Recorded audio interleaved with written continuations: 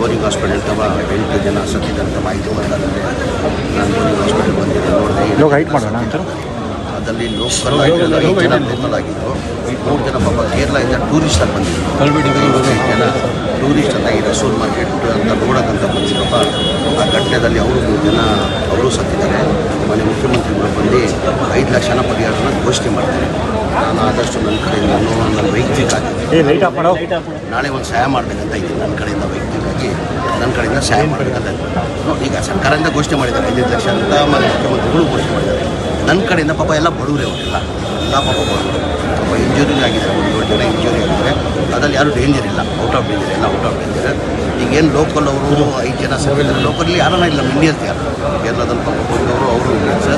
ನನ್ನ ಕಡೆಯಿಂದ ವೈಯಕ್ತಿಕವಾಗಿ ನಾಳೆ ನಾನು ಏನೋ ಒಂದು ಸಹಾಯ ಮಾಡ್ತೀನಿ. ನನ್ನ ಕಡೆಯಿಂದ ಮಾಡಬೇಕು. ತಾವೇನು ಪರಿಹಾರ ಕೊಡ್ತೀನಿ?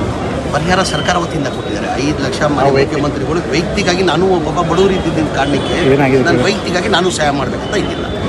ಈಗ ಘಟನೆ ಬಗ್ಗೆ ಏನು ಹೇಳ್ತೀರಿ? ಅದು ಗೋಡೆ ಬಿದ್ದು ಸತ್ತಿದ್ದಾರೆ ಅಂತ ಹೋಗ್ತಾ ಇದ್ದೀನಿ ಸ್ಪಾಟ್ಗೆ. ಡಿ ಸಿ ರೋಡ್ ಬರ್ತಾ ಇರುತ್ತೆ, ಡಿ ಸಿ ರೋಡ್ ಬರ್ತಾರೆ ಸ್ಪಾಟ್ಗೆ. ಇನ್ನು ಗೋಡೆ ಬಿದ್ದು ಸತ್ತಿದ್ದಾರೆ, ಬೀದಿ ಓಪನ್ ಮಾಡೋದು.